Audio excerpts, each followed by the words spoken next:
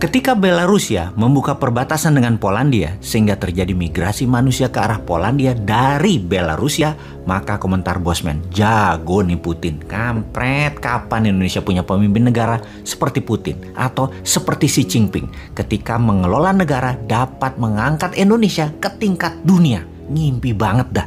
Kita semua tahu ambisi Putin ambil Ukraina. Kita sudah rinci mengapa Putin mau menganeksasi Ukraina. Yang jadi pertanyaan selanjutnya adalah bagaimana cara Putin mengambil Ukraina. Tidak seluruh Ukraina, tidak sampai Kiev, hanya sebagian Ukraina. Maka Putin melakukan banyak manuver trisula yang menarik. Pertama, Belarusia yang merupakan negara perbatasan Rusia yang pemimpin Belarusia adalah sekutu Putin, mulai bermain mengganggu Polandia. Belarus dibikin atau dikonflikkan dengan Polandia sehingga warga Belarusia hijrah migrasi keluar Belarusia ke Polandia. Tujuannya ya pastinya membuat tentara NATO dari Eropa Barat mau ke Ukraina jalan darat jadi nggak bisa. Mau masuk lewat Belarusia ya bakal tidak dikasih karena lagi konflik. Saat ini sekutu NATO hanya Amerika dan Inggris yang stand alone, tidak terpengaruh gas Rusia. Sementara Jerman, Prancis, Spanyol, dan negara Eropa Barat lainnya energi gasnya bergantung pada Rusia bahkan lebih dari 60%. Efeknya ketika mereka mau masuk ke Belarusia atau membela Ukraina diancam oleh Rusia dengan gas Rusia. Sejauh ini Jerman belum berani dan negara Eropa lainnya tidak berani bergerak ke Ukraina mendukung Inggris dan Amerika karena tekanan gas Nord Stream 1 dan Nord Stream 2 milik Gazprom Rusia dikendalikan mati nyalanya oleh Rusia. Eropa Barat jadi nggak berani bergerak mereka saat ini. Kapal selam Rusia sudah masuk ke Laut Baltik. Militer Rusia jaga di Laut Baltik. Kalau NATO mau masuk hanya bisa lewat udara dengan kapal induk yang ada di posisi Laut Atlantik. Ini sangat jauh dan sangat mudah diintercept. Di sisi selatan Ukraina yaitu Laut Mati atau Dead Sea, ada negara Turki yang merupakan sekutu Putin. Erdogan sejak dikudeta Amerika yang digagalkan oleh Rusia menggunakan Rusia sekarang sebagai sekutu utamanya. Balik badan dari Amerika itu Turki. Jadi NATO menyerang Rusia atau Ukraina dari selatan, pasti Turki tidak akan kasih wilayah udaranya ke NATO. NATO hanya bisa masuk dari Gibraltar atau dari Italia yang pasti kejauhan. Dari Samudra Atlantik, dari Swedia atau dari Jerman juga nggak gampang. Ukraina saat ini sitting duck bagai bebek yang tinggal dieksekusi oleh Rusia. Sulit untuk menolong Ukraina. Strategi hebat Putin sulit dilawan. Ukraina mangsa lemah yang tidak ada yang bisa menolong dari cengkraman Rusia. Lewat udara sudah diblok di Polandia dan Belarusia. Eropa Barat ditekan melalui gas. Amerika Inggris hanya bisa serang dari Gibraltar atau dari utara Belarusia, dari Latvia. Jadi kesimpulan, lupakan NATO. Anda kalah strategi sama Putin.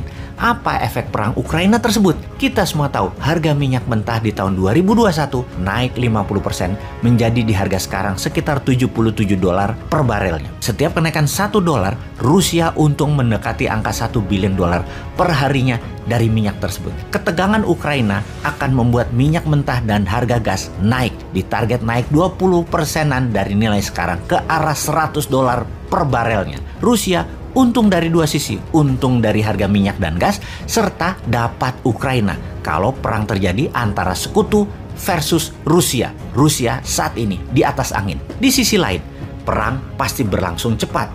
Rusia pasti tidak ambil Kiev, tapi mungkin sampai perbatasan Kiev. Lalu dunia akan resesi, slow down ekonominya ketika harga minyak ke $100 per barel. Slowdown ekonomi jadi berkepanjangan setelah COVID membuat manufaktur industri melambat. Ditambah perang Ukraina di ujung mata. Perang Ukraina akan berefek memukul ekonomi dalam negeri Tiongkok pastinya.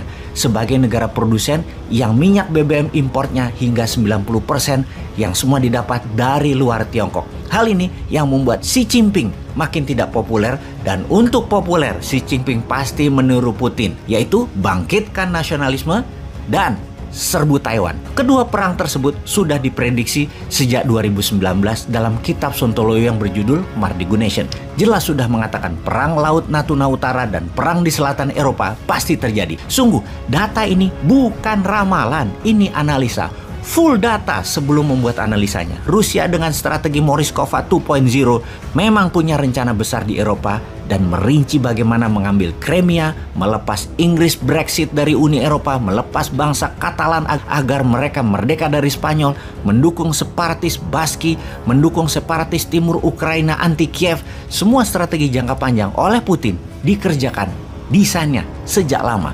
Sejak tahun 2013 di sisi Xi Jinping dengan obor untuk mencaplok sumber daya alam suatu negara yang ditukar dengan infrastruktur yang 100% berbahan Tiongkok. Strategi Tiongkok selanjutnya adalah mengambil balik Macau, mengambil Hong Kong, dan mengambil Taiwan adalah mimpi Xi Jinping yang terus dimatangkan untuk menjadikan Tiongkok one nation, one system. Karena itu, kita harus mendesain, memanfaatkan peluang untuk menjadi negara besar, menyalip di tikungan selagi gajah dengan gajah berperang di mana-mana. Jangan cemen lah bernegara. Masa ngurusin hal-hal yang gak penting sih, seperti kayak tentaranya misalnya. Masa tentara disuruh megangin anak-anak yang dipaksa vaksin dengan sadisnya yang membuat anak kecil bisa pada trauma semua? Atau bernegara saat ini para elitis malah sibuk membangun apa saja proyek-proyek tadi dengan hutang lagi, sibuk bagi-bagi cuan antara pengusaha dan penguasa atau istilahnya peng-peng.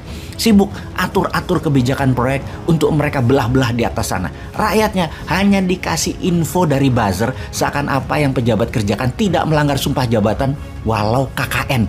Dengan buzzer, rakyatnya dibikin gak paham bernegara dan tidak tahu berita luar negeri bahwa dunia mau perang yang padahal bisa dimanfaatkan untuk Indonesia berdaulat.